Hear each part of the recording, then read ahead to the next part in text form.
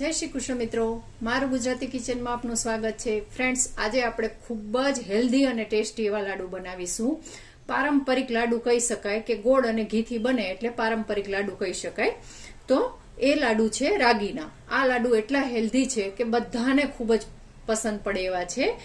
वडीलो होय के बाळको होय बधा माटे हेल्धी तो छे ज, परंतु पसंद पण बधाने पड़े एवा छे। तमे गणेश चतुर्थी में पण बनावी शको छो अने कोई गेस्ट आवे त्यारे एने पण सर्व करी शको छो। तो आ लाडू छे रागीना लाडू।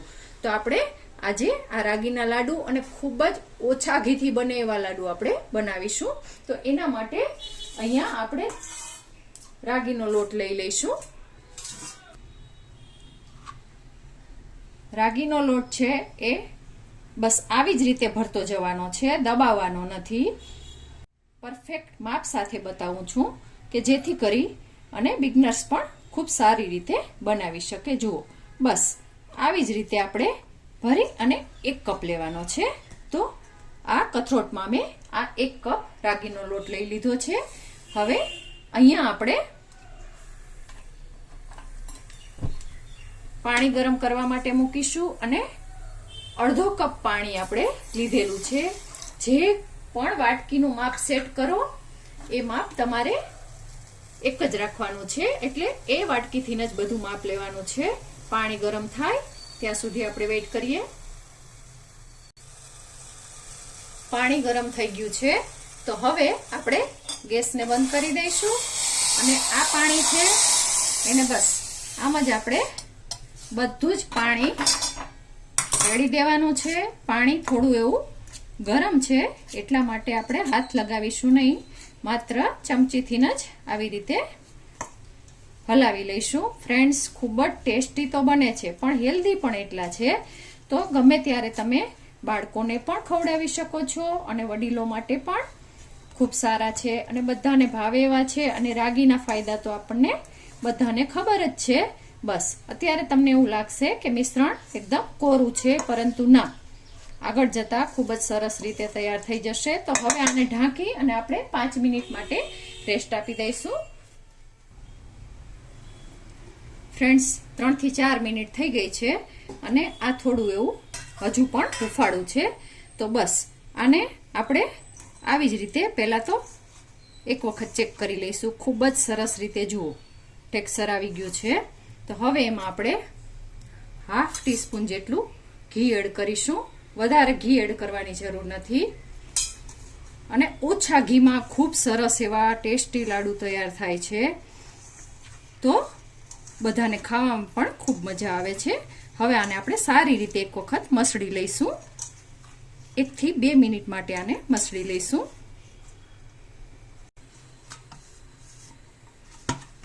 જુઓ, ખૂબ સરસ રીતે આપણો આ લોટ પણ ગૂંથાઈ ગયો છે અને તમે જોઈ શકો છો આટલો ટાઈટ છે, એટલે પરફેક્ટ માપથી બતાવું છું ફ્રેન્ડ્સ।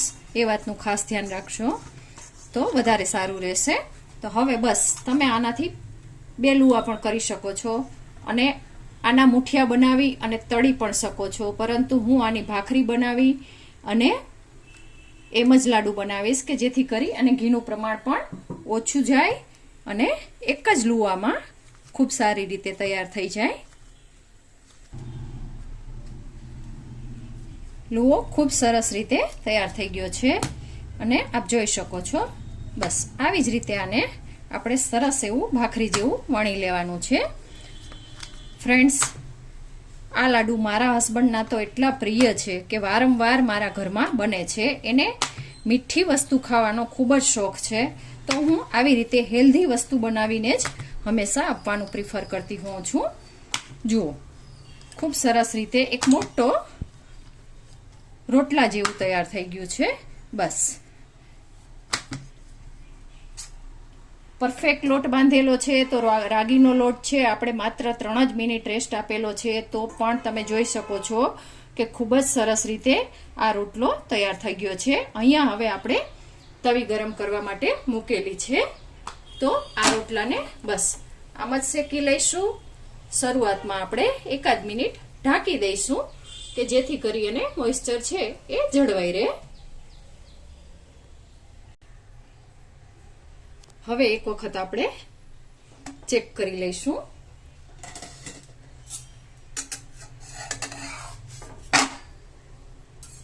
આવી જ રીતે આપણે સરસ મીડિયમ તાપે આને શેકી લઈશું કે જેથી કરીને અંદર સુધી પણ સારી રીતે પાકી જાય. જુઓ ફ્રેન્ડ્સ, બસ આમ પલટાવતું જવાનું છે અને સારી રીતે શેકી લેવાનું છે. રોટલો ફૂલે તો બસ આવી જ રીતે તમારે પ્રિક કરી લેવાનું છે અને ખૂબ જ સારી રીતે બંને સાઈડ શેકી લેવાનો છે.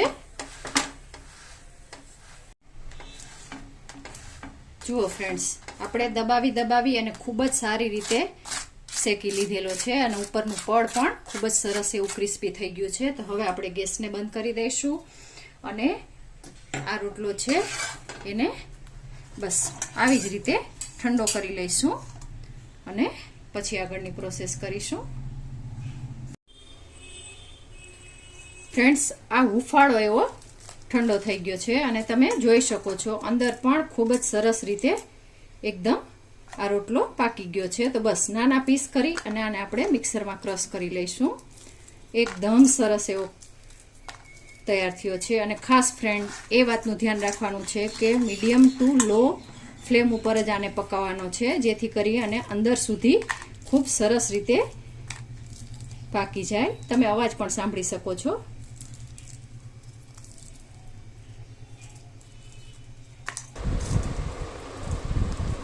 ફ્રેન્ડ્સ, હજુ પણ આ હુંફાળો છે. એક ખાસ ટીપ આપું છું કે ઓછા ઘીનો વપરાશ થાય એ માટે અને કાયમ એકદમ સોફ્ટ રહે એ માટે આ હુંફાળો છે ત્યાં જ એને આપણે મિક્સર જારમાં પીસી લેવાનો છે અને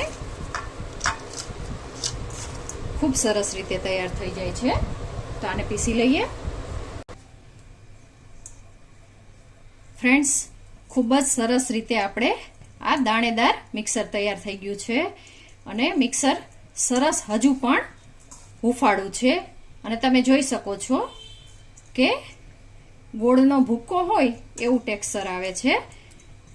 તો આ આપણું મિશ્રણ કમ્પ્લીટ છે. હવે આપણે અહીંયા એક પેનમાં અત્યારે હું 1/2 ટીસ્પૂન જેટલું ઘી એડ કરું છું અને અહીંયા મેં 5 નંગ બદામ અને 5 નંગ કાજુ લીધેલા છે. એને આપણે રોસ્ટ કરી લઈશું.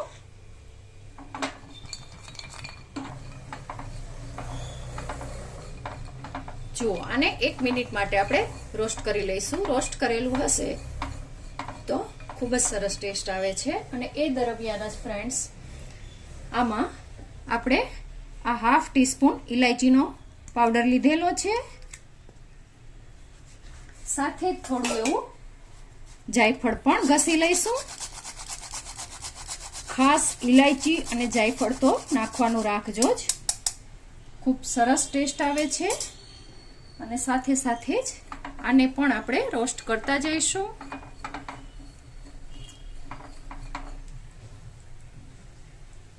અને હવે આમાં આપણે 2 ટેબલ સ્પૂન જેટલું કોપરાનું છીણ એડ કરી દઈશું. તમને વધારે ગમે તો તમે વધારે પણ એડ કરી શકો છો. બસ જુઓ, હવે આ પણ આપણું સરસ રીતે રોસ્ટ થઈ ગયું છે. તો આને આપણે એક વાટકીમાં નીકાળી લઈશું અને એને જો તમને ગમે તો ભૂકો પણ કરી શકો છો અને એના નાના નાના પીસ પણ કરી શકો છો. અને આ જ કઢાઈમાં હવે આપણે જે વાટકીનું માપ લીધું હોય એ જ વાટકી, અડધી વાટકી આપણે ગોળ લઈશું. ફ્રેન્ડ્સ, તમને ગમે તો તમે એનું પ્રમાણ વધારી પણ શકો છો. અને હવે ખાસ જુઓ, પીગાળેલું ઘી છે, જોઈ શકો છો. આ 2 ટેબલ સ્પૂન અને બીજી આ 1/2 ટેબલ સ્પૂન, એટલે તમારે ટોટલ 3 ટેબલ સ્પૂનમાં તમારું આ લાડુ ખૂબ જ સરસ રીતે તૈયાર થઈ જાય છે. જુઓ, આને હવે આપણે જસ્ટ મેલ્ટ જ કરવાનો છે, કોઈ પાઈ લેવાની જરૂર નથી.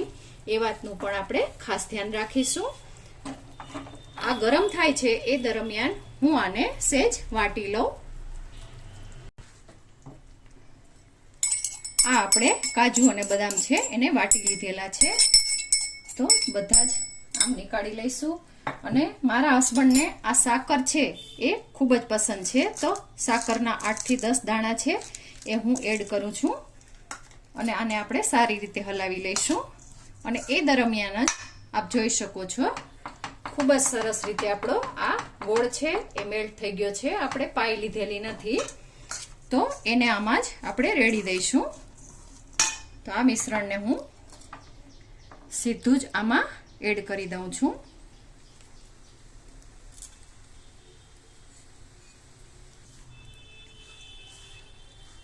હવે આને આપણે સારી રીતે હલાવી અને ગમતા શેપમાં લાડુ વાળી લઈશું. અત્યારે તમને એમ લાગે કે ઘીનું પ્રમાણ ઓછું છે, પણ ના ફ્રેન્ડ્સ, પરફેક્ટ માપ છે. હમણાં હું વાળું છું એટલે સાથે જ બતાવું છું. જુઓ, તમને નજીકથી બતાવું, ઘીનું પ્રમાણ સરસ એવું દેખાશે, જોઈ લો. તો આ પરફેક્ટ માપથી બને છે. બસ હવે આને આપણે સહેજ 1 મિનિટ ઠંડુ થવા દઈએ, પછી ગમતા શેપમાં લાડુ વાળી લઈશું. અને ફ્રેન્ડ્સ, તમને ગમે તો તમે મોદક મોલ્ડ જે આવે છે એમાં પણ લાડુ વાળી શકો છો. તો આને આપણે 1 મિનિટ રેસ્ટ આપી દઈએ. 1 મિનિટ રેસ્ટ આપી દીધો છે અને હાથ લગાવાય એવું મિશ્રણ થઈ ગયું છે. તો હવે આવી રીતે મોલ્ડ આવે છે, અથવા તો પેલા મોદકના મોલ્ડ આવે છે, તમને ગમે એ શેપમાં તમે આને ઢાળી શકો છો. જો ગણપતિ સ્થાપનામાં તમારે ધરવા હોય કે ગણેશ ચતુર્થીના બનાવવા હોય તો તમે પેલું મોદક મોલ્ડ આવે છે એમાં પણ કરી શકો છો. હું હાથથી પણ બતાવીશ. જુઓ, બસ આવી જ રીતે સરસ માપના અને નાના કરીશું કે જેથી કરીને આસાનીથી આપણે કન્ઝ્યુમ કરી શકીએ. બસ તમે જોઈ શકો છો આપણે માત્ર 2.5 ટેબલ સ્પૂન ઘી લીધેલું છે, તો પણ આપણા લાડુ છે એ ખૂબ સરસ રીતે તૈયાર થાય છે. જુઓ, એકદમ તરત નીકળી જાય છે, સરસ ઘીવાળા બને છે. તો આવી જ રીતે આપણે બધા લાડુ તૈયાર કરવાના છે. અને સાથે જ હાથથી પણ શેપ બતાવી દઉં ફ્રેન્ડ્સ.